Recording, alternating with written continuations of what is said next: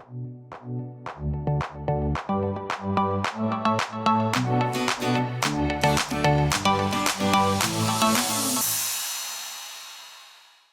hi.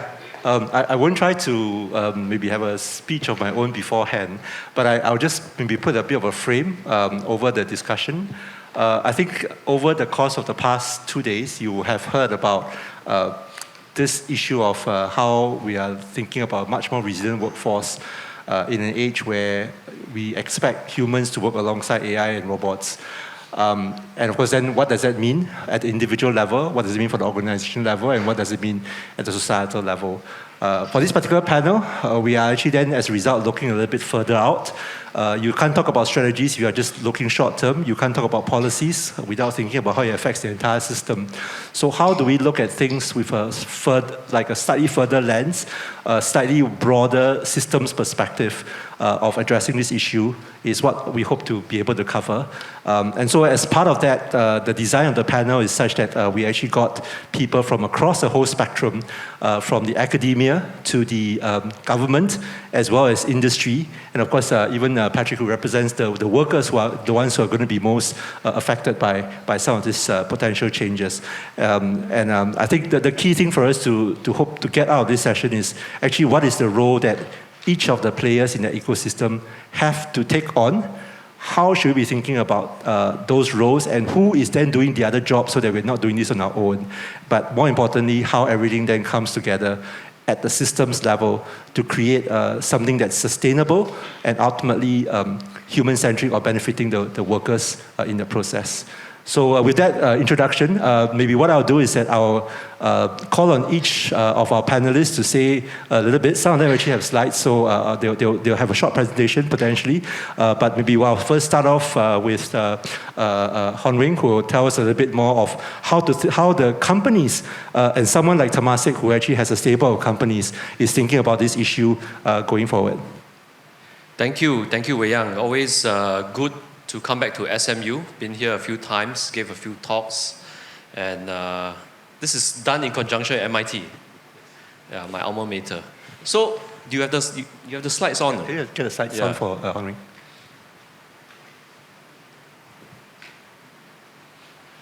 Okay, I'm Hon Wing. Maybe just a very quick introduction of myself. I work in Temasek, formerly known as Temasek Holdings. We are a global investment firm, and some of our assets are familiar names to all of us.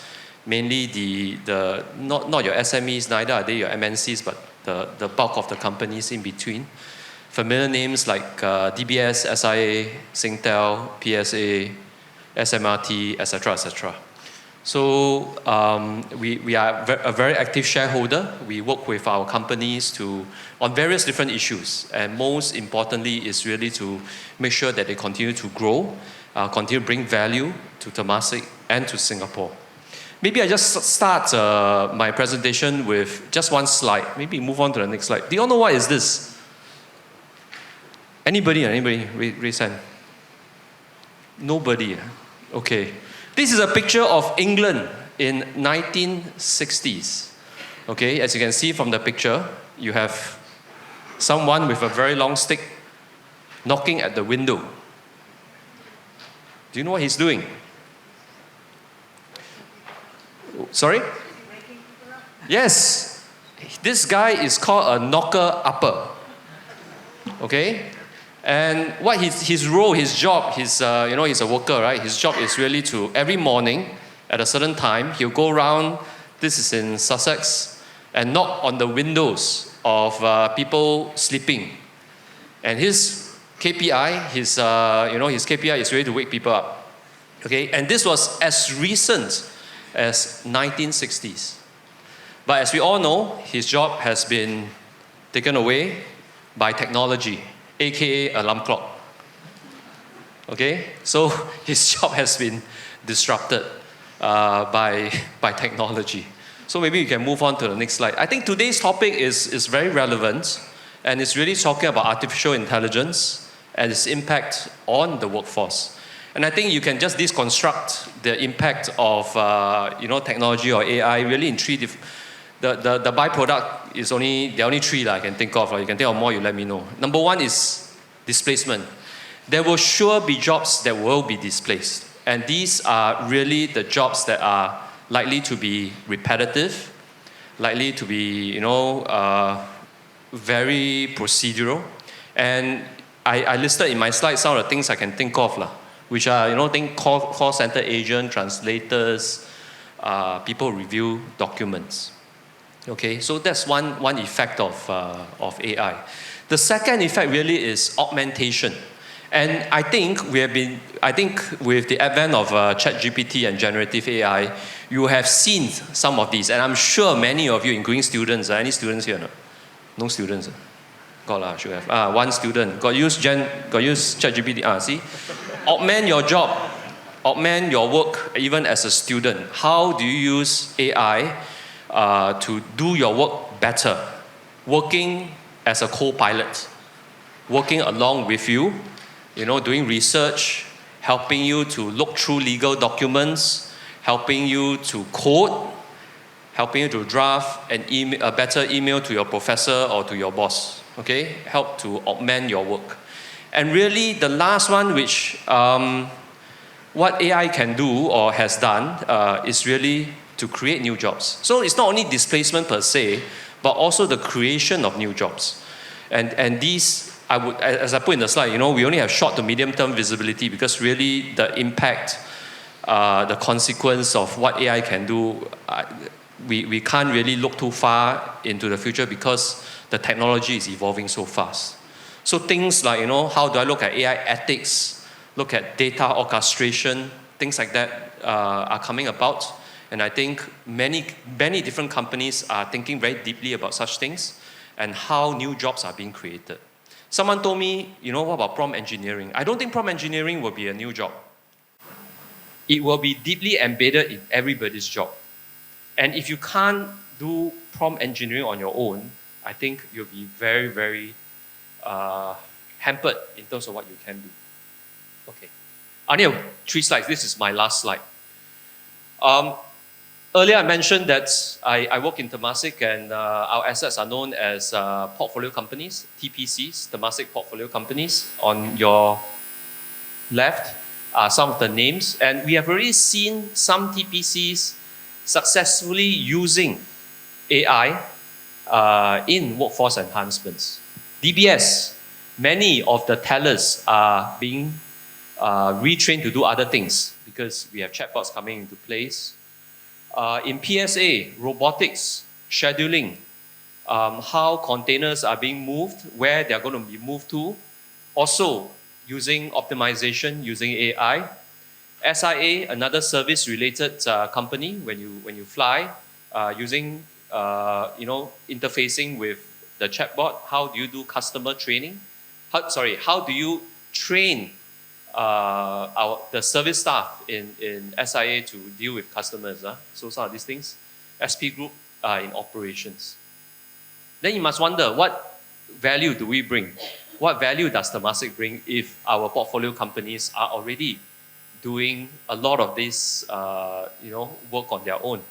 Really what we do is, as a very active shareholder, we bring together, we have the power to convene, we bring together all our portfolio companies, together with friends from labor movement as well as with governments, and discuss issues and topics that are relevant to the workforce, and really to inspire them to do better and to move faster.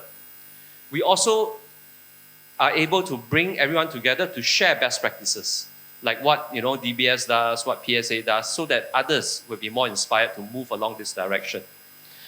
And we also, as a very active shareholder, we conduct workshops, we conduct initiatives, really to go deeper into the topic, again, with the idea, with the intent to really uplift the workforce of our portfolio companies. Maybe I should stop here. I notice I've only 1 minute left. Okay, thank you. Yeah. No, thanks, Samuel. So it's good to hear how companies are thinking about this and where they are potentially finding how AI is disrupting and how AI is actually already being actively used in some of the settings that some of the front-runner companies are perhaps already adopting. And maybe with that in mind, what I will then do is turn to Renee, who will then maybe give a bit of the academic perspective. Understanding that if this is where companies are thinking of the implementation, if that's where some of the more fruitful implementation is actually occurring, how should we be thinking about learning for adults going forward? Yeah. So Renee, please. Thank you, Wei. Thank you, Wei Yang. Thank you, everyone. If you don't know much about IAL, the Institute for Adult Learning is actually an autonomous institute housed within the Singapore University of Social Sciences. So we're also appointed the National Centre of Excellence in Adult Learning. So what we do there is to run programs, we build capabilities of those who are in the adult learning space, especially adult educators, we do research, and we look into andragogical innovations and more.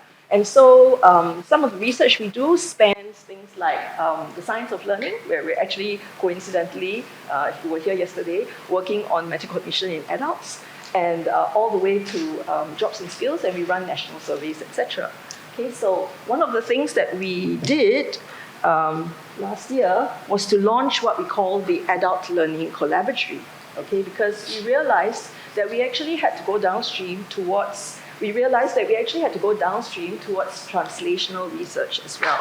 So in other words, we have to make it work on the ground, in industries, in training, in training provider firms, etc.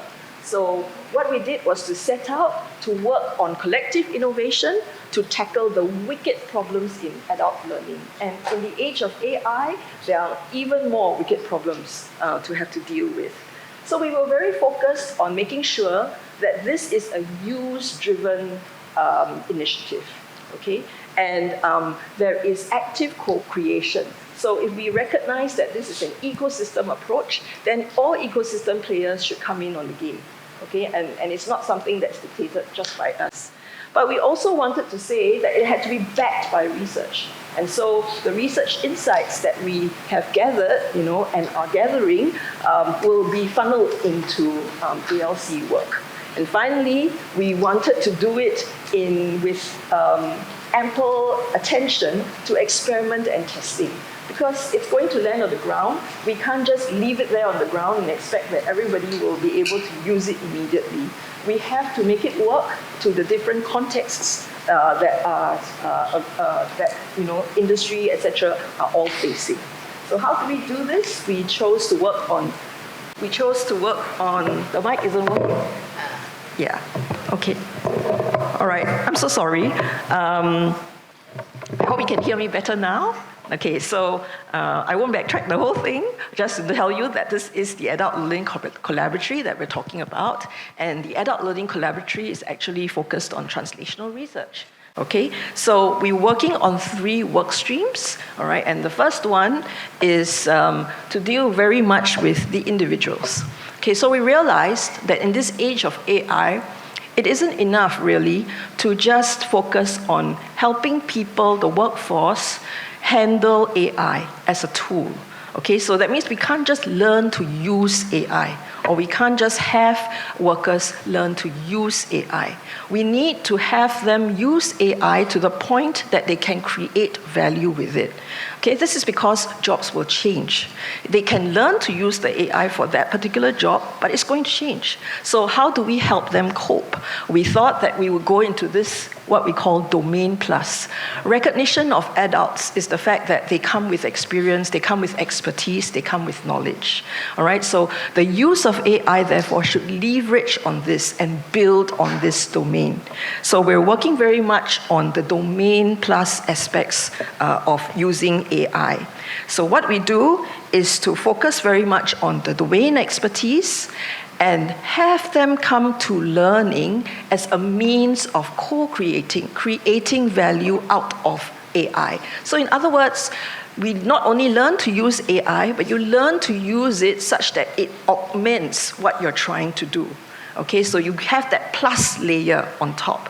And we have found through our experiments that this is not just a domain of the professionals. Don't forget, because we're the National Center of Excellence in Adult Learning, we actually impact the entire workforce. And the entire workforce is not just made up of professionals at the top. Okay, we have the broad middle as well to have to deal with.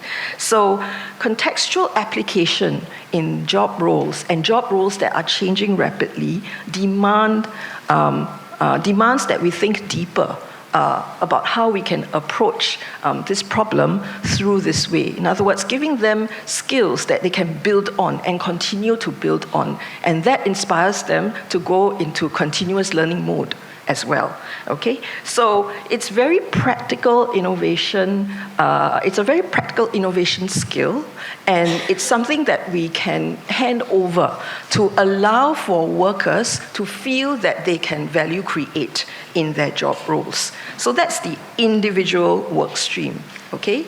So if we have individuals who are coming stronger in the game into learning how to leverage AI in a domain plus way, then this means that we can actually look at reinventing roles with AI as well. So, and we're doing this on an experimental basis. So we have, like, for instance, a call center, right? Call center agents, you know what they do, right? They just pick up the phone, they answer a few questions, etc. But that job is likely to run out very soon. Okay, so we have to be able to arm them with a value plus that they can offer their customers. So they become customer service scientists, okay, etc. So with those vocational roles, we actually need to get businesses in on the act. So you can have the individuals augment their learning, but you need to have businesses create that space to say that from the workforce, we want you to contribute in this way. We want you to be able to create value for and with us. Okay, so we're working on businesses and their business strategies, because our research shows that when business strategies go alongside people strategies, that company has a winning formula. Okay, and finally, this is my last slide. Our main bulk of those that we influence are those in the practice space of learning.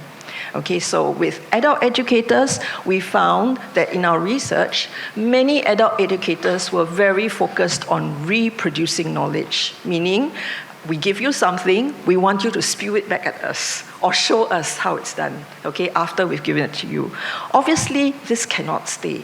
All right, we need them to move all the way up to what we call dynamic generative knowing, okay? Because that's what knowledge is going to be in this age of AI. It's dynamic, you have to be generative, and you have to create with it. All right, with this, we therefore came up with future-oriented pedagogical practices. How do we change practice in the classroom? All right, and this has to do, it's not so easy, because it has to do with the adult educator giving up a little bit of agency to the learners. The learners are the ones who have to take on the learning role, and more powerfully. Okay, so we have we've been experimenting with companies, and we're very grateful to the companies, for coming in with us to experiment and learn it. But we have them, taking part in emergent scenarios, in creating and facilitating generative dialogue, in getting workers to actually test their abilities to think through scenarios. And you'll be surprised, it's not just the professionals who are doing it. It's those in skills-based, very routine jobs are also getting in on the act, and we're seeing it. So with that, I thought I'd introduce you to a little slice of what we do at the IEL in an effort to get the workforce to better cope in this age of AI. Thank you very much. Thanks very much, Reddy. I think what we've now heard is that, first of all, what companies are doing, how employees are adjusting to this role, and how maybe even the role of Temasek as an ecosystem builder. We have then also heard Renee talk about, understanding what the companies are looking for and how they are doing it on their own. then how should we be thinking about adult learners, and how do we create the context of learning for the adult learners? The whole idea of a domain plus approach as opposed to a tech plus approach probably gives all of us a lot more hope, because in some sense it builds on what we have, but then extends that capability with AI, and to co-create what that really means from that company's perspective. So that's actually quite an interesting approach to think about how adult learning should look like in this age of AI. So having heard those comments from the companies as well as from academia, I now turn to Wee Seong, who represents the government, Skills Future Singapore. Making sure that we are teaching the skills of the future is what the agency was set up for. So maybe we can now hear what the government has already heard, what our programs are already trying to do, and maybe some of the forward work that you might be thinking about. Thanks.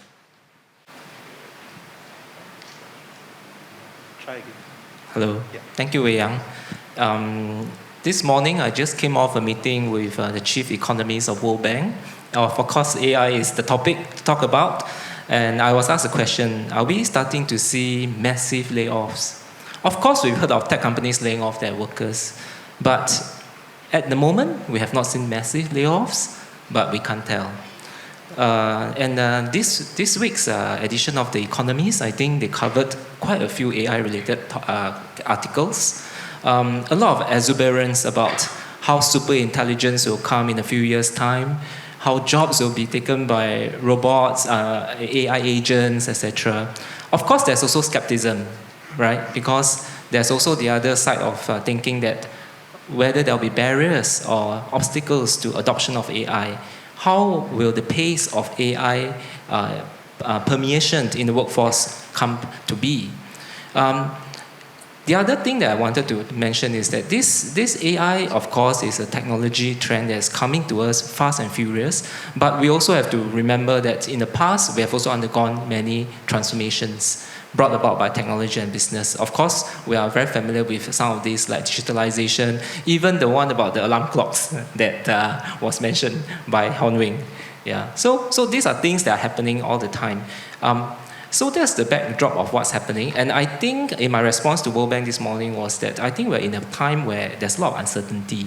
And this is the moment where we need to be very careful, pay a lot of attention to what's happening, and so that be prepared for what's coming up. And this is where I think we need to work together with across the ecosystem with a lot of stakeholders. On this note, I share a little bit of what we do at Skills Future. I think it's beyond the Skills Future credits that all of you all know so well, and SSG is known for, but there's a lot of work that goes within the organization to take care of the workforce in terms of skilling needs. I'd just like to mention two areas. Firstly, of course, you know that we have a lot of training programs that are being provided to the workforce. And in the area of AI, just now we mentioned about agentic AI, super intelligence. They are like there, but seems very far away. But the reality is that I can say in the last 3 years, what we have seen is generative AI, right? Suddenly, in the course of 2-3 years, all of us are adopting chat bots, ChatGPT, AI-powered tools to help you do videos, PowerPoints, etc., etc. So this is a very widespread, massive impact on the workforce.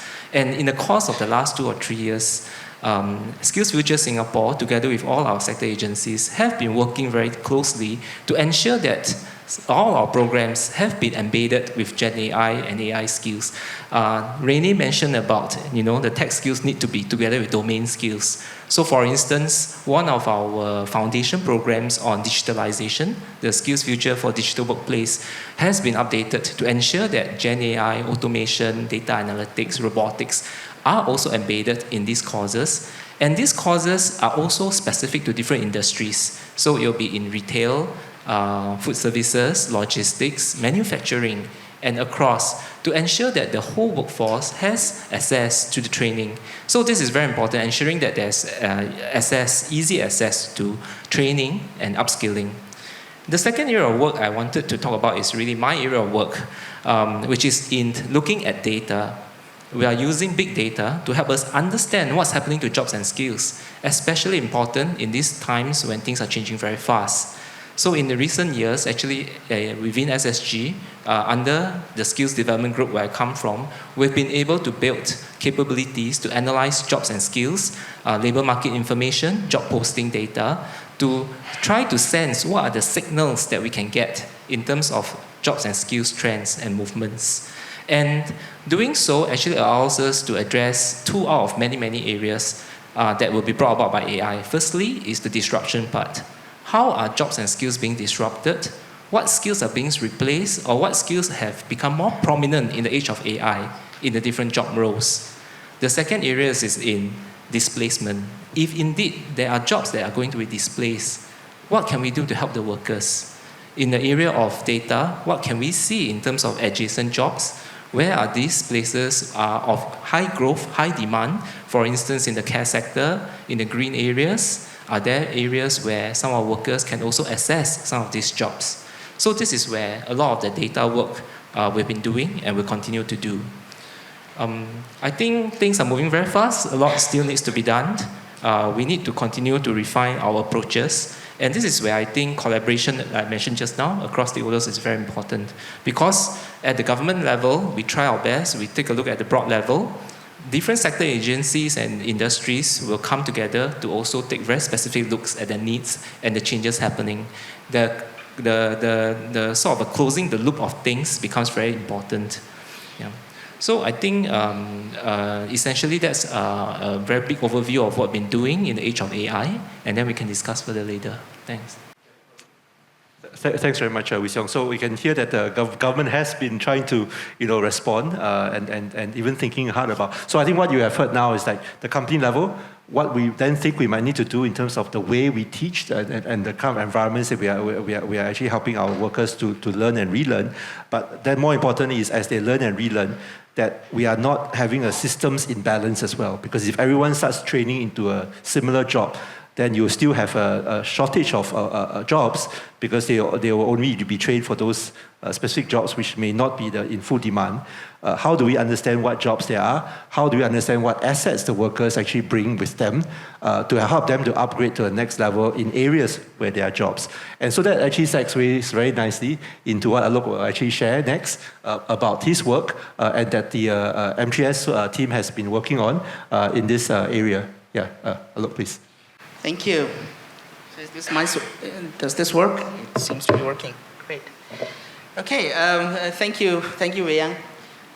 Okay. So you have heard a lot about in the last 2 days about learning and reskilling, and what I wanted to do quickly is reiterate just a little bit, but then we will get into the more interesting bit.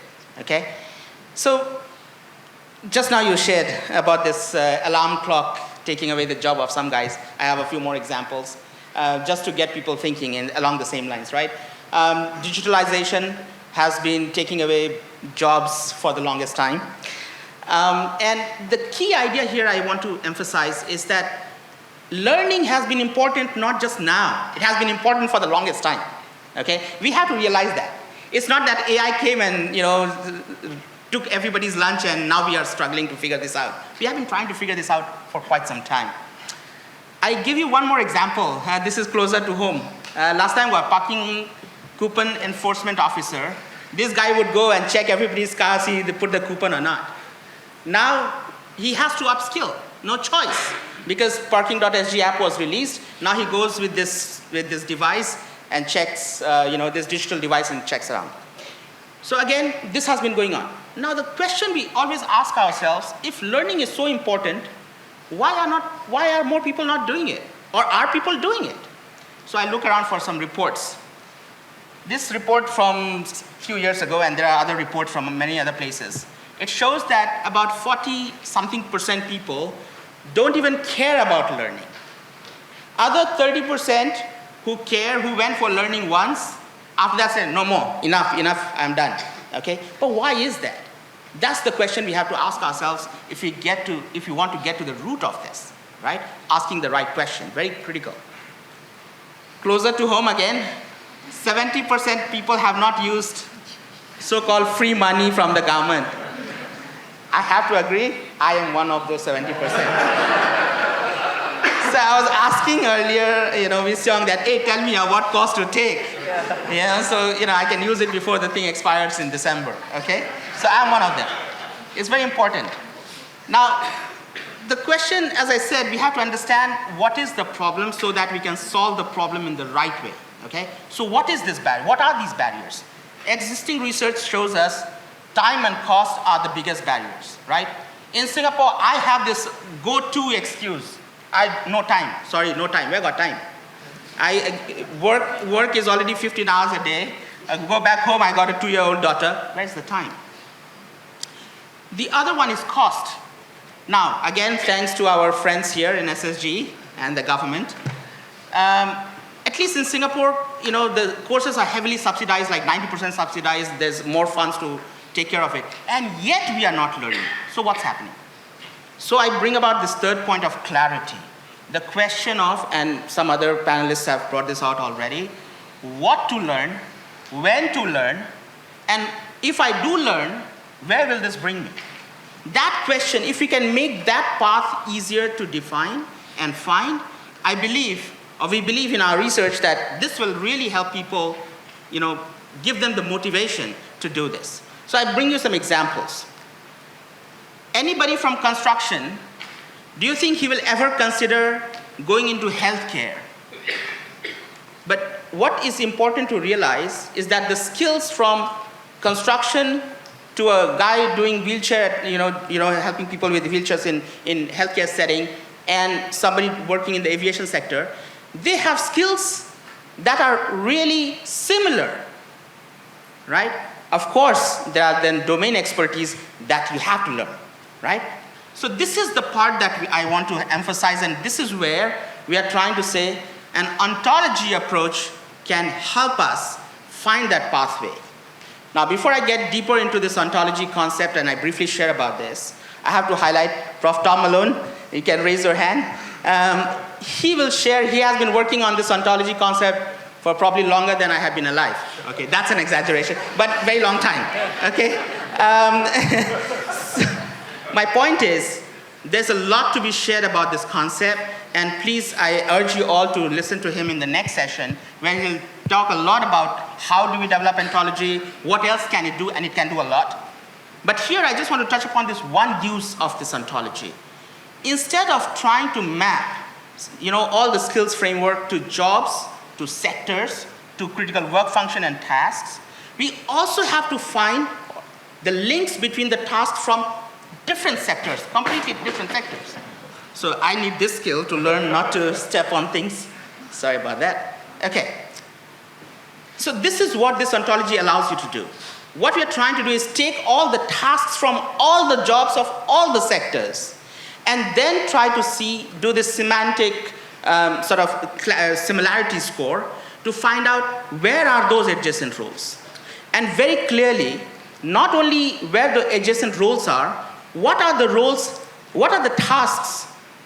If some of the tasks get automated, what else do I have that I can transport over to the other side, right? So let me just put this down and tell you a little bit very precisely what this means. Imagine a role has 10 tasks, right? My job, I don't know how many tasks, but anyway, let's say 10 tasks, right? 5 of those tasks I do every day is open, is exposed to AI, augmentation or automation, right? The remaining 5, still useful. The ontology method framework allows you to see where else is this, the remaining 5 useful, and then what is that delta that I need to learn, and that helps you understand that reskilling, helps to answer that question of, if I do learn, what should I learn, and where else can it bring me? Now, I want to sort of paint this picture of ontology as a GPS. What does GPS does for us? What does it do for us? It gives you how to go from point A to point B. So from one sector, from construction to maybe healthcare, it tells you the delta, right? What you need to do to get there. And the third bit, which is also very important, is what speed should I get there? And for that speed, I want to highlight that this AI, I hate this freaking word, because it's people, the way people put this across is it's going to solve the world hunger crisis. maybe. But the thing is, it's very, very longitudinal, right? Some things that are relevant today, that can happen today, others maybe happen, 6 months or 5 years down the line. That understanding, this ontology helps you to do that systematic analysis of each task at the task level to understand what tasks are, ready to be automated today, what 5 years down the line, or 10 years down the line, or, along that phrase. And then you can prepare your speed, right? So that's why I use this analogy of GPS. So with that, I leave you, and we can answer more questions later. Thank you. Yeah. Thanks very much, Alok. So I think what we are hearing, and I think that's a great alignment between what everyone is kind of saying, that there are jobs, there are companies who are trying to upgrade, but meanwhile, let's not forget that understanding the context, like what Renee said, that the individual workers bring to the classroom is important, or to the learning environment is important, but more importantly, then use that as a basis for guiding them in terms of how and where they might want to upgrade and what they might want to then upgrade to. Now, of course, as we hear all that, we understand maybe at the systems level, that's how we should be thinking about it. But then I then bring us maybe now to the most important factor, which is the worker themselves. Do they have that willingness, that incentive? Are they going to upgrade themselves when they still have a job? How and where should we put effort, or how do we encourage individuals to start thinking and taking ownership for themselves? And what is perhaps the union trying to work on some of these areas? Because in the end, the person who benefits most from any upgrading is the worker themselves, right? And if they are not themselves worried about it, who should be worried about it? Now, of course, the other idea is here that we have heard this story about how AI is not going to take our jobs. The person who knows how to use AI is going to take our jobs, right? Then the question is, how do you encourage people to start thinking of this upgrading while they still have a job before someone else basically revolutionizes that sector and the entire sector in Singapore is out of that job? So maybe with that heavy note, I asked Patrick to maybe address that. Yeah. Hi, very good afternoon, everyone, and glad to be here on the panel. Quite thankful to my fellow panel members who have covered most of the things I wanted to say.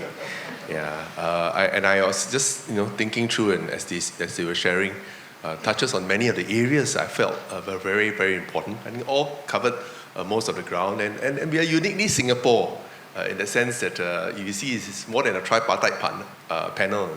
You have government, you have unions, you have employers, you have academia. It's such a wonderful thing. That's why we are able to succeed as compared to many other parts of the world. I interact a lot with labour movements and other partners across the region, globally. I think this is our winning move in that sense. Be able to do deep dives and deep researches and analysis, and then translate it to actual impact to companies, businesses, to ensure competitiveness, and at the same time benefit workers, employment and employability. I thought that's the secret sauce that we have. And it's a treadmill journey. You can't stop at it. You really need to be constantly at it, because skills obsolescence, jobs obsolescence, half-life of skills shortening, it's happening so quickly, and compared to 10, 20 years ago, it's at breakneck speeds today, quite exponential in that sense. So therefore, there's a need for us to even be more intimately working hand in glove to overcome some of these very, very current, very important issues and challenges. But I thought, don't be too afraid, because every year, the VBM always fights all of us, but as the FUD, fear, creating a lot of fear, uncertainty, and doubt. 20 million, 30 million, 40 million jobs lost. Every time during February, March, after Davos, there's one report that comes out and scares all of us, and freaks all of us. I was also freaked exactly 2 years ago. I remember they released a report in March 2023 where they said 20 million jobs were lost. So end up, what we did, my colleagues in NTC Strategy and myself and various economic agencies that we were plugged into, started to do a quick dive, I won't say very deep dive, a quick dive into, and we spent about 6-7 months into it, and well, the conclusion is, yes, there will be job losses, but there will also be a lot of transformation to keep up with some of these happenings, and now with Gen AI, now with Gen Z, and I don't know what's next. Jensen has lots of things to share about that. But more importantly, net, there will not be job losses. So net, there will not be job losses. And I'm so happy, you know why? Because just before coming here, I saw that short 1 minute clip from Prime Minister Lawrence Wong at 24 hours ago at the SBF, Singapore Business Federation IPS conference, where he said, we will ensure that workers thrive, even if AI will be everywhere, Gen AI will be every sector, cut across every part of the economy, but we will ensure that workers continue to thrive and to grab every opportunity available. I think that was quite reassuring to hear, coming from a worker and coming from a unionist. And no, it's not wrong, because globally it's like engaged with many our counterparts in Europe, in America, even in Asia. Many of them are very, the unions are very kind of freaked out or very worried, and therefore lobbying, going on strikes to stop the speed of advent of use of then digitalization, then robotics, and now Gen AI. So I'm glad in Singapore we're doing it in a more calmer fashion, handling it as an issue. But it's an important issue because it's coming at us hard and fast. You've seen the last 2 days some of the sharing, some of the developments, the rapid developments, and of course, if some of you get involved in some of the use cases, it blows your mind, it blows your mind spaces as well. So I thought that's very, very important. That sets the context. However, in Singapore, we have a few more, I would say, you can look at it as whether half empty or half full, some challenges and some issues that we have confronting us beyond just Gen AI. For example, like our workforce profile. We have a more white-collar workforce profile, 65% PMETs, a more aging populace. I don't know whether that's a bane or a boon, at least to our analysis of it. And we have a very low fertility rate. Yeah, 0.9 last year, but I hope you'll get better. Why is it important? Why all these are important? Because it also means that if you have we're having a very, very tight labor market in Singapore. In fact, yesterday, the second quarter labor market advance release was just released by MOM yesterday morning. Fortunately, the figures are still okay. Overall unemployment is about 2.1%. In other parts of the world, that's full employment. But we're never satisfied. We want to do better. And over and above that, retrenchment numbers are still there, 3,005. In fact, in the last couple of years, I've been handling about almost 8,000 retrenchments personally in the manufacturing sector, in the union that I serve. And whether it's cyclical, whether it's structural, or whether it's a case of demand and supply, there are still layoffs and retrenchments happening. So that's the backdrop or the current situation we have globally and in Singapore. So therefore, every worker matters. That's our tagline. That's why you see my jacket as that. Yeah, you hear that line quite often, the hashtag every worker matters. Really, we only have that many of us. So everyone in Singapore matters. Like PM, I'm a bit more optimistic. I mean, remember when we had those of that generation at Lotus 1, 2, 3, and then we went to Excel, right? And we were wondering, wow, all the jobs will be gone. But lo and behold, it did not. In fact, more jobs created in the financial sector as they more than digitalized. But basically, I think the rule of thumb is whatever that can be mechanized, digitalized, or robotized will be mechanized, digitalized, and robotized. Just like Gen AI, whatever that can be replaced by Gen AI or agentic AI will be replaced. So that's very, very important. But I thought to share some of the critical success factors that we have, having been for the labor movement in the last couple of years, we started a few initiatives to overcome some of these. The good news that we have in Singapore, everybody is very, very aware of the advent of Gen AI and how it impacts jobs and work and study and everything else, our lifestyles. That's about easy 80-90%. We did lipstick surveys on it. The downside is when it comes to action, it drops. I won't tell you how much, but it really drops. Yeah, it drops below sea level. Yeah, so nothing wrong with SSG or whatever. I mean, the funding support is fantastic. Now it's how to make sure that you just bring the water to the. Sometimes you bring the water to the horse, but the horse must drink. Yeah. So that's why we are in the labour movement. We have been on a evangelistic journey to convince workers to jump on the bandwagon, to pick up skills to ensure that stay employed and employable. Not just employed in the current job, but employable. Why? Because of job disruption, job lessons, and a lot of cyclical and forces that are really beyond many of us. As you know, we don't have a hinterland, we don't have natural resources, we are very reliant on FDIs and everything else you see in Singapore. So therefore, we have been on a big outreach to ensure workers stay really relevant and resilient amidst everything else. So the good news is we have impacted more than 100,000 workers in the last 3 years, in a tune of more than 3,000 companies. We realized we can't do it in a broad brushstroke.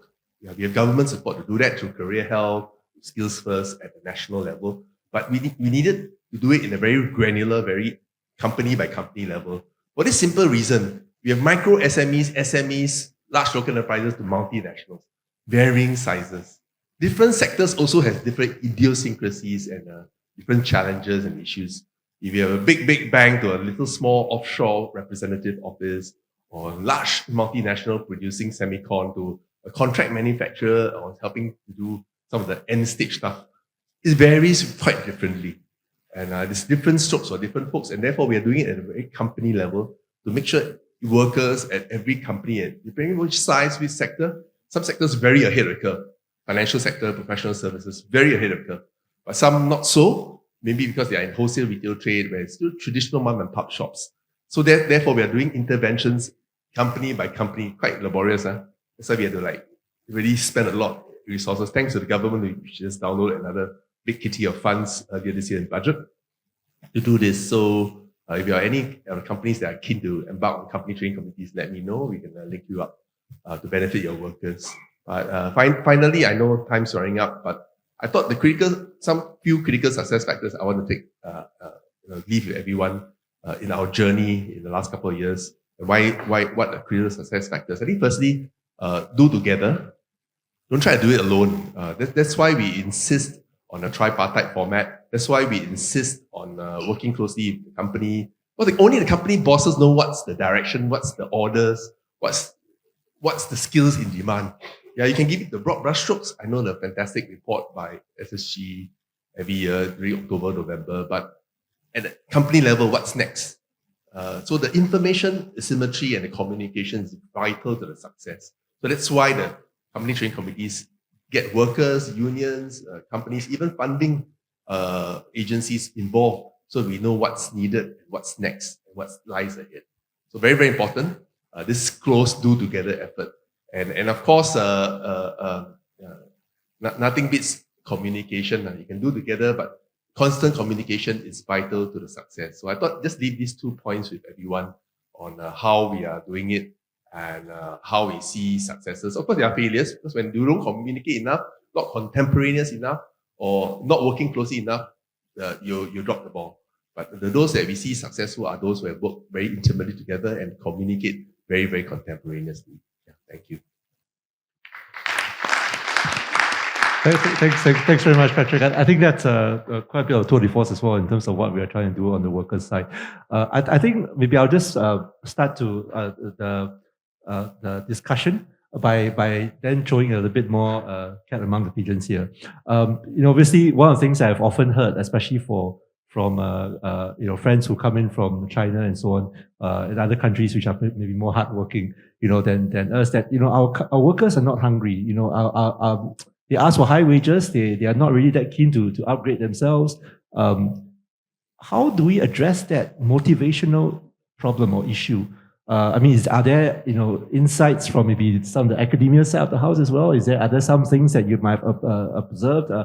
From the programs we've implemented so far at SSG, what else or how could we do it? Or are we asking the wrong question? It's because we are doing so much. That's why the workers are basically taking a backseat and letting us lead them.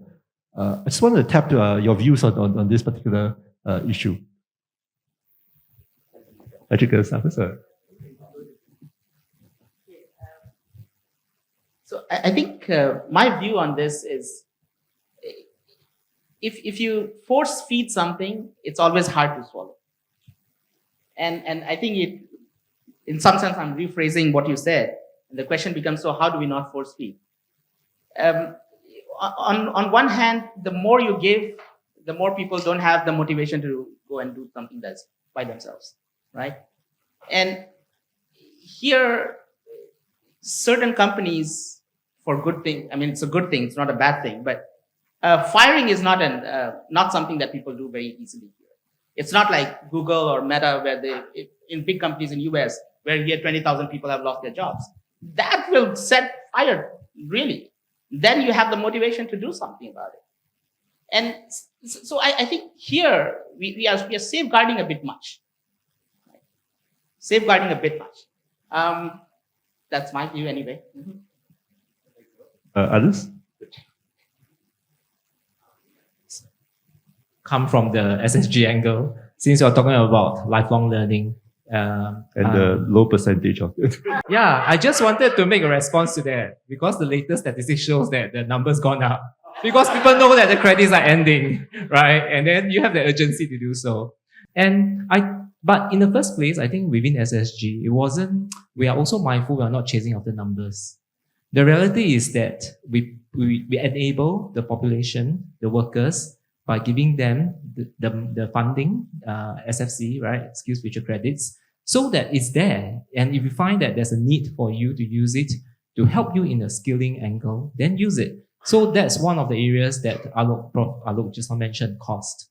The timing issue, of course, is something that is very personal. What we've done is to see how we can look at micro-learning, anytime learning, online learning. So for instance, last year, we rolled out Udemy and Coursera courses. I'm not sure if you are aware, you can use your skills future credits before they expire to subscribe to Coursera and Udemy. And in fact, the latest numbers shows that the numbers went up very high. Yeah. So these are courses that you can take at your own time. And the final one is clarity. I think the clarity part is something that we've been trying to do in the last few years. We've been trying to unpack and then try to make it clearer to the public what are the skills, what are the jobs that are in demand, of course in very broad stroke manners. But from there, eventually the individual must then be able to have that information. So earlier this year, we rolled out a portal where we have all the data, the insights, and all the tools that's available for individuals, companies, sector agencies to go and look at labor market information, skills information that is really beyond the annual skills report that Patrick just mentioned. And it is really to democratize some of these data and insights to everyone. It's an ongoing journey. We'll continue to do a lot more in this area, but I thought the clarity part is quite key. So in the last few years, I think what has become quite not say entrenched, but something that people will know about when I talk about skills and jobs. What are the growth areas? The three: care, green, digital. So at least there's a certain idea of what are some of the growth areas you can think about. Within each of these areas, what are some of the jobs and skills that's relevant to you? So those are some of the signposting or clarity that we hope to achieve. Okay. No. So maybe Ren, you want to say that? Okay. No. You, please, if you do. So sorry. I just thought that I wanted to say that actually there's a lot of learning going on. And we're not just talking about the structured type where you have to actually go into a classroom and put aside time, etc. There's a lot of learning at work going on. There's a lot that's coming at the worker. Okay. And motivation, you need to, learning is something where people have to be excited, a little bit excited about it. And in Singapore, actually, we've tried quite a lot of things. We have national narratives related to learning. Every day, somebody somewhere is talking about how valuable learning is, need to reskill, upskill, etc. We have, all the credits, all the funding, etc. And then there's the everyday occurrence of learning just coming at you gently, quite gently at times. And without you knowing, it's kind of seeping in. Sometimes companies that do it well. We have found that actually companies who know how to very well integrate work and learning such that there is a seamlessness to it, and they see that the company is going alongside them in the learning journey. So it's not something where the bosses say, okay, I don't care, all of you go and learn. All right. But it's something where the company is going on into it quite holistically. We are seeing that kind of motivation to keep going. I mean, learning is an experience, right? If you have a bad experience, are you going to go back to it? No way. So it has to come at you positively. And I think we're making small strides in there. Yeah. Maybe just add what Renee shared. I thought all of us have different learning styles. So you probably need to have multimodal interventions. And that's why I shared earlier about going at a company level, whether you're a rank and file worker or someone who's been doing the trade versus someone who's more white collar professional. Well, the learning style may be a bit different. So whether you gamify it, blend it, or experiential or OJT or whatever, it comes in various forms. So that's my take. In the area of getting workers, I'm going to take a step at this. I feel personally, fortunately we are a small country. I think moving ahead, because we have such a tight labor market, we have 100,000 jobs, but we have more jobs than we have workers, but there's this structural mismatch. Why is it happening? I think there's more to be done to coach, mentor workers and individuals at a very case management, individualized approach. I'm very thankful, when we started the Skills Future program and initiative a decade ago, we moved from a very purely employer-supported, funding formula to a employer-supported plus individual initiative training funding model. So this is a twin engine to help us drive training and lifelong learning. I think that's great. Skills Future just celebrated 10 years, and then now the review and how we can move forward. But I thought one important piece is that how to maximize the full potential of every single worker. I said every worker matters, right? You want to really maximize, but different learning styles, different motivations, different life stages, different genders, different races. Really, it's a sensitive thing, but I thought having been in this space for 2 decades, really a very, very case management, individual coaching, mentoring to make sure each and every person know where his blind spots are, his weaknesses are, where the opportunities are. So I think the Career Health Initiative is one big step towards this. Not an easy thing, because now you're not just doing your own health screening. Now it's career health screening. Yeah. So I thought that's a good first step. But the next is how we can partner together to make sure no one is left behind. That's my biggest worry. Because I had, as I shared, I handled quite a bit of retrenchments. Many of them can't even moving to the next factory next door. After 3 months, they tell me, hey, Patrick, I cannot continue. I mean, this gentleman in his 50s got retrenched because this company sort of closed shop, literally closed shop. So packed up, laid off, and we kind of like placed him in a similar kind of company, electronics next door. But he's been doing that, using that machine in the previous company for the last 10, 20 years. And now moving into the new robot, still the machine producing the similar parts, but it's a very, very different machine. So the way you troubleshoot, the way you handle, the protocols, very, very, very different. So even then, the paradigm paralysis happens. So therefore, it's not easy. It's going to be quite a bit of hand-holding and case management and a lot of coaching and mentoring. But I think every starfish counts. So because we have such a tight labor market and that many workers only. So that's my personal take. Thanks very much, Patrick. So that brings us to maybe one of the issues, and maybe there are 2 issues here I want to pick up on. And of course, meanwhile, I'll start to prompt you to start thinking about questions. Probably about 10 minutes, I'll start to ask you all to come with questions as well. But there are 2 strands I'm now picking up. One, of course, is actually this whole idea that each worker is different. And of course, with different backgrounds, but also more importantly, maybe different learning attitudes, aptitudes, and maybe even we may need to think a little bit harder about the ontology way of thinking. It's just because you send a worker to a same sector, in the same, but the nature of what they end up doing is so different that they although on paper it looks like similar, maybe they can't adapt. And in education speak, we have this idea of the zone of proximal challenge, right? And so how do we bring them to some place where it's comfortable enough, but yet challenging enough so that they learn, but they learn at a pace that doesn't discourage them. And then you actually then have joy in learning, and they're willing to actually try to put some more effort into it. So I guess one question I kind of have is actually around this idea of how do we better personalize or somehow make more relevant the context of how they're learning, what they're learning for, and why they're learning, and so on, to actually encourage that learning to be much more self-directed. So that's one strand of thought I just want to leave with the panel first. The second strand maybe that then is on the other side of it, is then, do the companies really know, and here maybe I'll turn home a little bit, what exactly are those skills that they actually really want going forward? Because if the company itself does not know, then, when you're saying, well, the company is sort of like moving along and encouraging, and that's great. How many companies are there? How do we actually let companies or help companies to see what that future might look like, so that collectively, between what the company tries to do and how we encourage the workers, we will get that progress. So two strands. Maybe I just want to see, anyone wants to pick on those? Hello.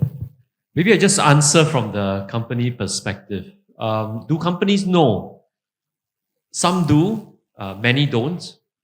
I think the key is really the burning factor needs to be there, and it needs to come really from the very top. The leadership needs to be aware, the leadership needs to know, and needs to be prepared for change. I think that's the most important part. Because if there is no burning desire from the leadership to change the way things work, it is very difficult to effect change, to me, from the bottom up. And a lot of it is really mindset change. And I think going back to what we do in Temasek really is to slowly nudge our portfolio companies leaders to think very deeply about the driving forces of change, AI coming about, technology, other driving factors, and what should they be doing about such things. And I feel in an ecosystem where you see your friend doing better than you, you'll be sort of encouraged to move faster. Yeah, so these are some of the things that we are trying to do. Encourage them, not to make them look bad, but in a way to inspire them to move in the right direction, to move a bit faster. Yeah.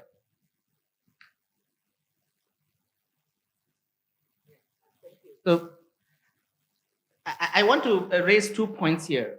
The first one is definitely how to encourage people, right?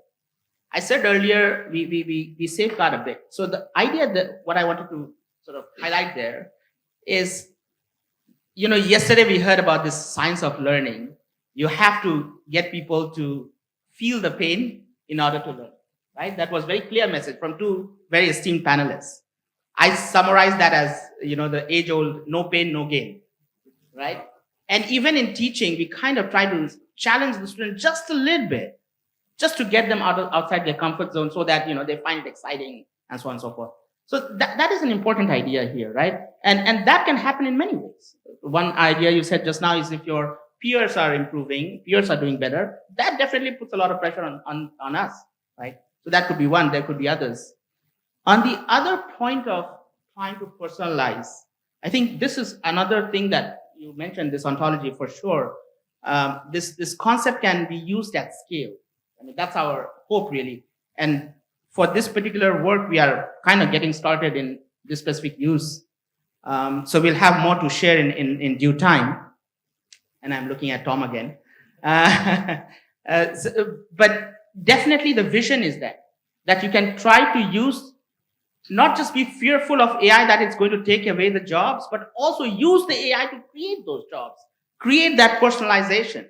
We are leveraging all these LLMs to help us build that ontology in the first place, right? And then you can do that at scale. If I put in my CV, it analyzes all the skills I have, it analyzes some of my past jobs, and then recommends where else could I be doing, do something else. And one small point I want to raise is people don't change jobs just because they are being forced out of the job. Sometimes people are just bored of their jobs. Now, I got bored of academia for a while, and then I went to industry. It was not because I was losing a job. So just slightly different framing of that. Thank you. Anyone? No. So what I'm hearing a couple of strands there. So I think I still remember when I was in the Ministry of Education, I used to tell people if you have an area that you have a strong interest in but no aptitude, keep it as a hobby. If you have an area where you have a strong aptitude in but no interest, don't torture yourself for the rest of your life. But if you have an area where if you have aptitude and interest, then make it a career, and then you never work a single day of your life. Right? So, but the question is then, how do we create maybe that ontology that drives people not just in terms of the opportunities, but also maybe in terms of the areas that they may have some passion for, some interest, and maybe some of that interest is generated out of a certain social and communal process, right? So that it becomes a positive thing as opposed to a negative thing. And that's something to think a little bit harder about. How do we create that space? And of course, then the other thing I wanted to, in different parts of government, right? So the other one is like, at MOH, we do health promotion all the time. And we keep telling people, you must eat better, you must eat less salt, less sugar, go and exercise. Everyone has heard it 100,000 times, right? But then no one ever acts on it. Because, because the thing is not relevant to me, it's not. So how do you personalize that messaging, right? So that it becomes, one of the things that ideas we had, so we give you an avatar of yourself in 20 years' time. And then the more you do certain things, the more the avatar looks like. And then your thoughts like, oh, I'm not going to end up like that. Then maybe you will do something about it because you don't want to end up like the avatar of yourself in 20 years' time. So making that message maybe somehow personalized to the individual, that relevance and so on, I wonder whether that might be something we need to think a lot harder about. Because motivation, especially for the adult learner, is very important. But because then as we motivate them, we want to make sure that we're not leading them down the garden path, paved with good intentions to help, because there's actually no job at the end of that, upgrading pathway.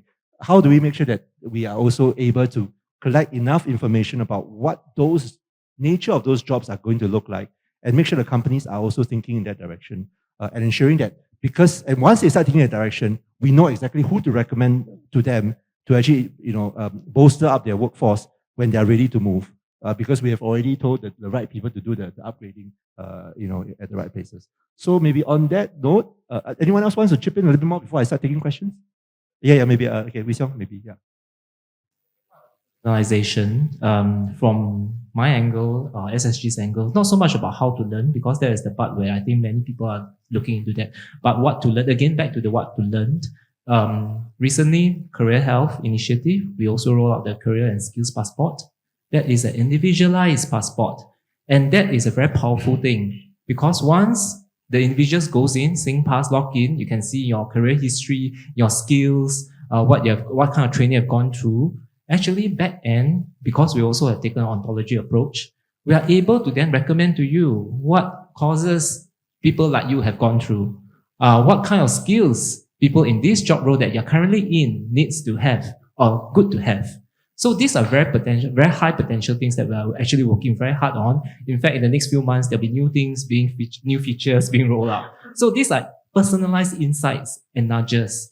And this addresses the issue about a bit of that, personal. Of course, the interest part, the other angle that I think Wei Yang mentioned about more, beyond the work. Then the other part is where then SkillsFuture have also a wide range of programs. Okay, sounds like we are trying to sell SSG, but the reality is that we do have a whole range of programs. Yeah. So it's not only not only limited to your professional, development, but there are also other areas, which I also agree totally. Because in one of my interviews with a reporter, and I said the fun of learning needs to be there. Because in the face of uncertainty, actually we need to be able to continue to learn.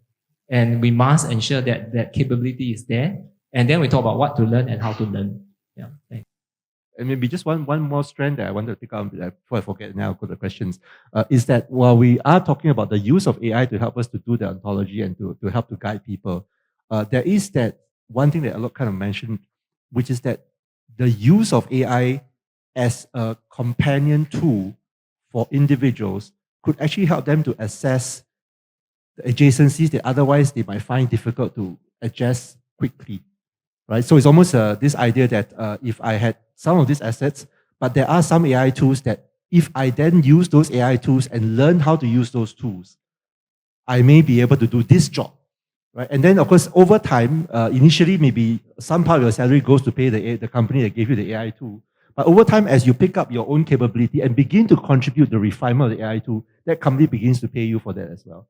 So whether within that there are other possibilities in terms of how to think about how in this age of AI, we can use the tool not just to do an ontology, but also to augment the way that people learn.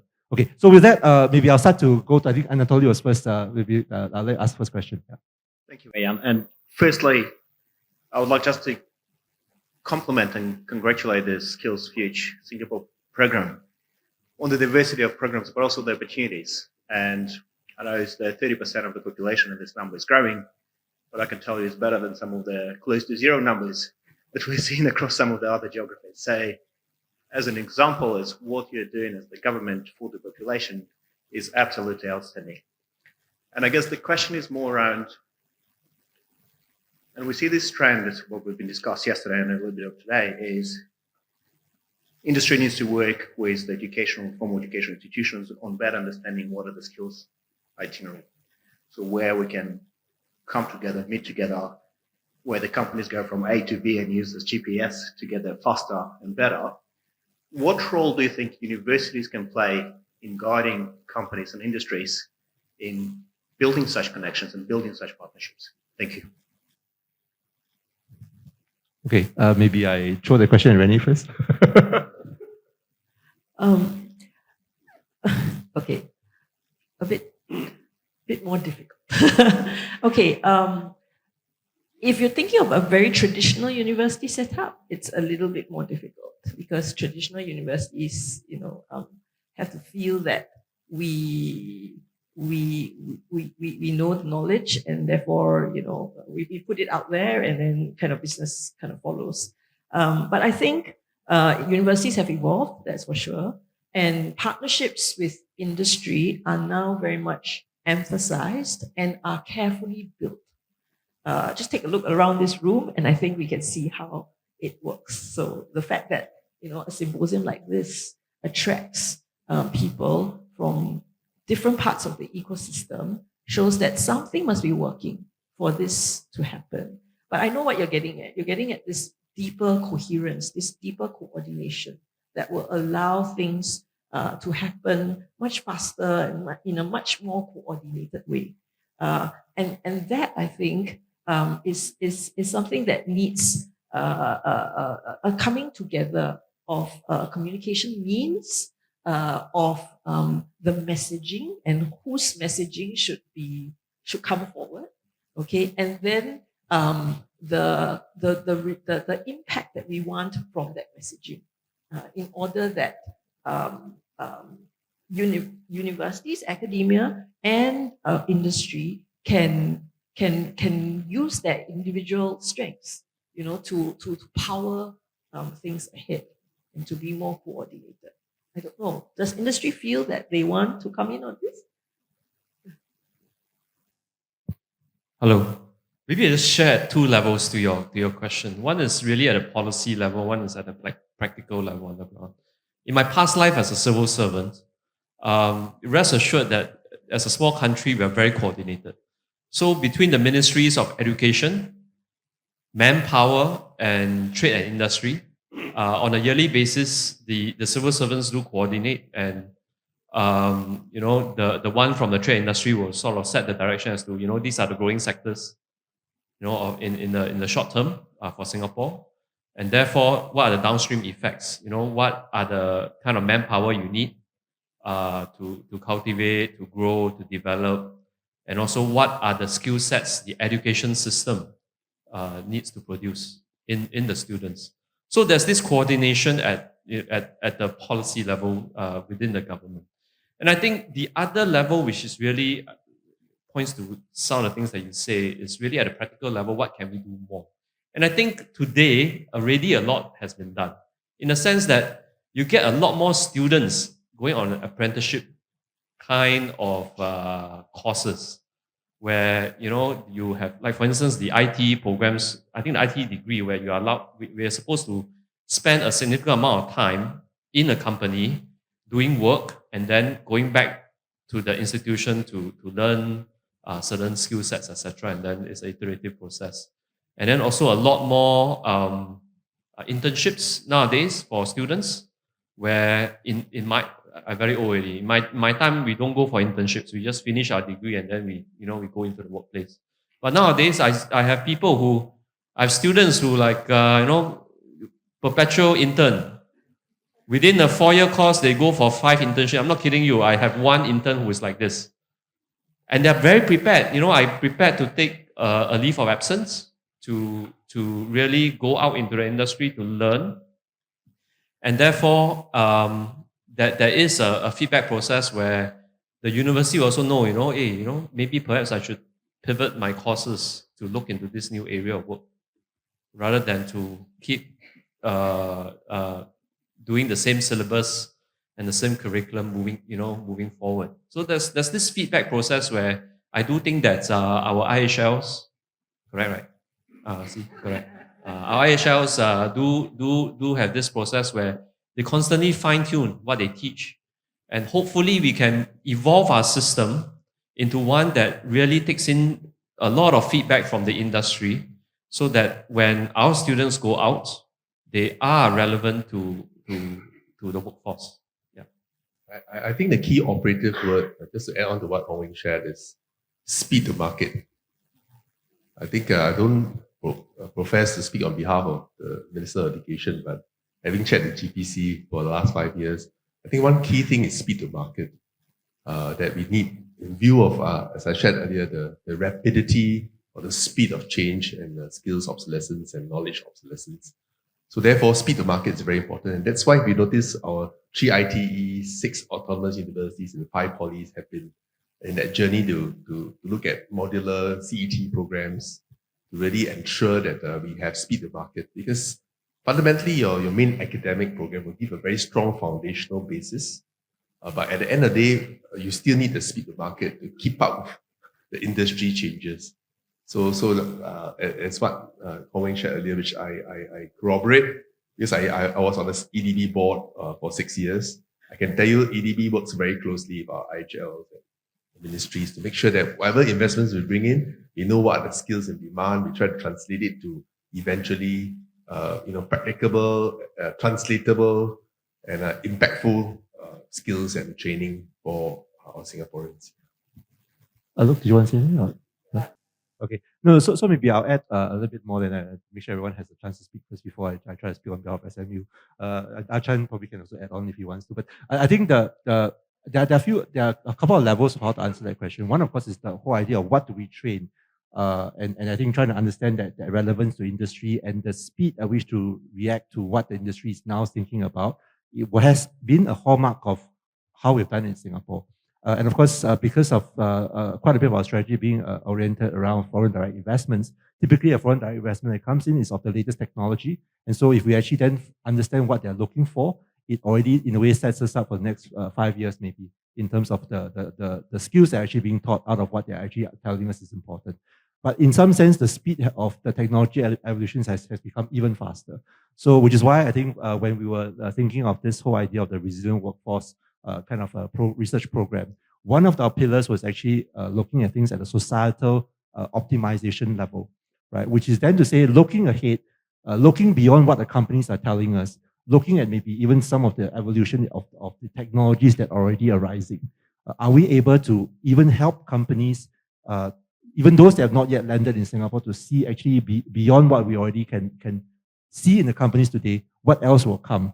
And of course, then how do I have a bit of that ladder for workers to actually climb? Knowing these are the skills which are on the horizon, these are already the few companies that have an immediate demand. And of course, as this sector grows, there will be others that will come to use it. And of course, that system level perspective is something I think the universities, especially at what we're trying to do, would potentially help us to be able to have that role. And of course, part of that role is a convening role. But I'm familiar with the MOE and the MTI process. Often the inputs that they have is also based on macro level company, sort of like of the people who are already in Singapore, and less of the companies not yet in Singapore, and less so even of the companies that are not yet to be born. So I think that's an area which we hope to be able to improve on going forward as well. Yeah, thanks. Okay, maybe I will move to the gentleman Mendaki. I forget your name here. Yeah. First from Mendaki, I have my first question is basically this. yes, we're proponents. We want companies and all to upskill and reskill our workers with, and we should be taking advantage of the first movers to AI. I'm just wondering whether government is already starting to look into other legislations or framework to support and maybe uphold opportunities for workers and also their rights in view of possibilities of companies setting up, was this AI setting up companies through Accra, for example, or MNCs using managers or AI agents as managers for their teams.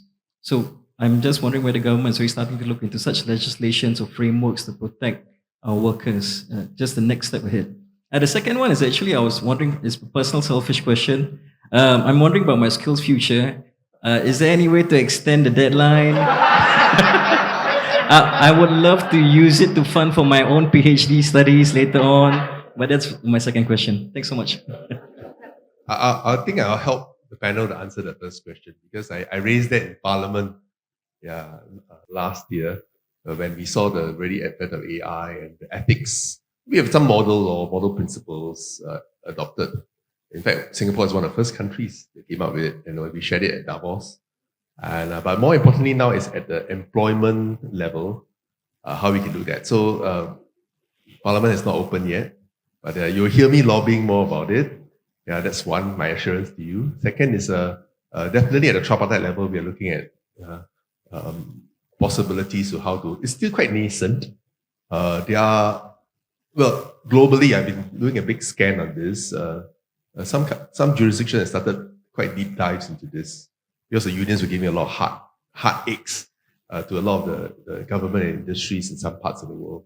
So there are some readings on it if you're interested. But like I said, definitely one space which at a tripartite level we are looking at between MOM, Singapore National Employers Federation, the labour movement. So be rest assured that that's in our radar screen. On the second point, I would say selling a bit of koyok for the NTUC and labour movement. Actually, NTUC has this learning hub, which is just next door.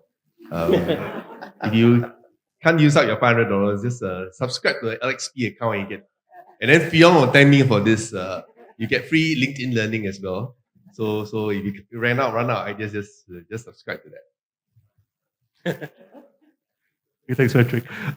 Maybe I'll go down to Nicholas, right? To actually, sorry, Achan, you came last. Yeah. Hi, my name is Nicholas from Smart Nation. So 2 questions to the panelists. So Singapore has no hinterland and no resources. Human is our key capital. So actually it's a question on survival. What if all that is said about training, and what if retraining can't keep up with the pace of displacement and disruption? Second question, there's a lot of coddling from our government, SSG giving out money, NTUC trying to work with companies and workers. What are the cold hard facts that keep all of you awake at night? Thanks.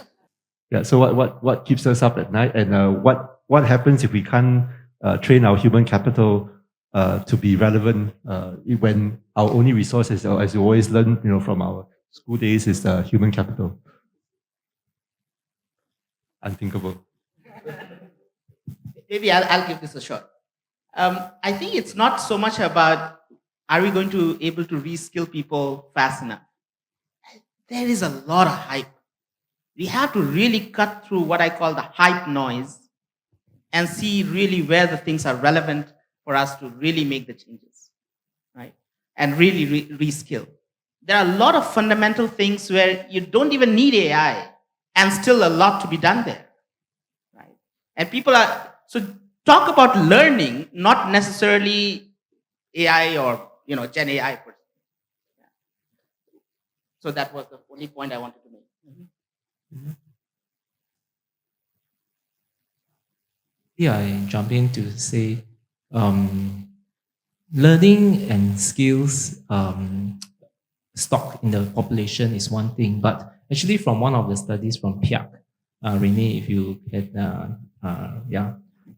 was that actually it's also about the skills matching between, that means there's the skills out there, is whether it is being deployed in the right places.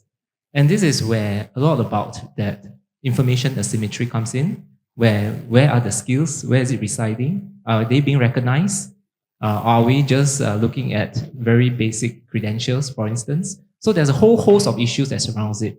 It goes beyond that part about skilling or upskilling.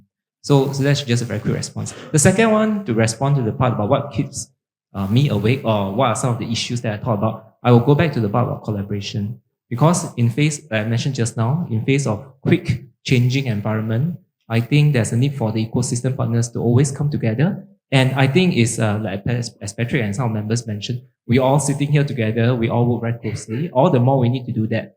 And also the flow of information, because sometimes we see only certain parts of the picture, and then sometimes we are working very hard on certain pieces and the rest are not aware of.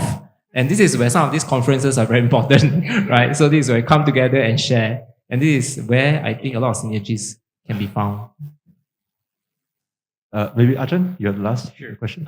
So 2 quick questions. The first one more provocative, and that's for Patrick, Hongman, and Wee Siang. Do you really believe that the current wave of AI and digitalization is really another industrial revolution? And let me explain why. So every industrial revolution, usually because the topic is policies and strategies, actually leads to some fundamental new policies, like industrial revolution, 5-day work week, universal healthcare, etc. So if you really believe that lifelong learning is a fundamental asset and like a national need, are there conversations about really going in for like radical changes in policies? So for example, only if you get, it's not $4,000, if you pass a certain readiness level of lifelong learning, then you get a 1% extra CPF contribution, right? I mean, very, very radical. Or if your workforce is judged, externally audited to see that it's sufficiently lifelong learning engaged, then you get a 3% rebate in your corporate taxes. Now, the reason I say that is because Singapore is a fascinating place. It's a capitalist economy, but very interventionist and managed in its own way. So if anywhere in the world you would be doing these kind of experiments to see whether there are public policies that really make society sort of this future ready, future engaged, this would be here. So I wanted to hear your thoughts on that. The second question is more on the other side of the house to Renee and Alok. You offer a lot of courses, and fundamentally the perception I have is somebody who has not taken the Skills Future because I'm not eligible for it. So I'm not tardy in that sense. It seems like there are 2 types of courses. One is the buffet course. The Grab driver tells me he went for a flower arrangement course, then something else. So there seems to be no structure and purpose. Then there are the courses, Patrick, perhaps, that are more of these fundamental upskilling, reskilling courses. You have the parking inspector that now has to learn how to use these things. But somewhere in between, I think there is also this possibility of these creative courses or creative avenues that are not sufficiently explored. And as somebody who has no entrepreneurial experience, I just thought of something on the fly. So if I'm a baker, I bake cakes, maybe I should actually go learn how Gen AI works so that my customers can use Gen AI to give me new personalized cake designs that is connected to recipes for that, and therefore I can build a new line of business, hyper customized cakes. But to be able to conceive this, I need to take a course with some degree of entrepreneurial mentoring to tell me that these are reasons to go. So is there that sort of active, I see the 2 extremes, a buffet style or a much more directed sort of career pathway based. Is there something in between with a little more creative room there? Thanks. Maybe I'll just kick off with a quick response. Whether it's Industry 4.0, Industry 5.0, I think, that's for the global development. But more importantly, in Singapore, I think we have been on this journey. We started 10 years ago with Skills Future. We started the industry transformation maps and then the job transformation maps. And this year, we're celebrating 10 years of Skills Future Singapore. 10 years of Skills Future. Definitely, there'll be a review of the things we're doing. In fact, even as we are chatting in this symposium, many of you are at different parts of the ecosystem in this space, and really reviewing and looking at how we can do things better.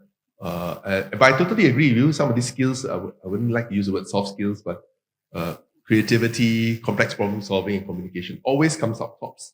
Whenever we do dipsticks with employers, industry leaders, even workers as well, as supervisors. But more importantly, I think at this juncture, is really to get the workers on board, be prepared. In fact, we've been on a big journey to get our union leaders as well to be equipped with some of this knowledge of how Gen AI is going to disrupt the jobs. I think, like I said, awareness very high. Now it's the next step. We're not going to train everybody to be experts, but at least know basic prompt engineering, which is critical, as what Hong Wei mentioned earlier. Very, very critical for basic level entry, to be able to survive many of the things that we are doing. But like I said, we are in this inflection point where we are reviewing many of the things that we are doing.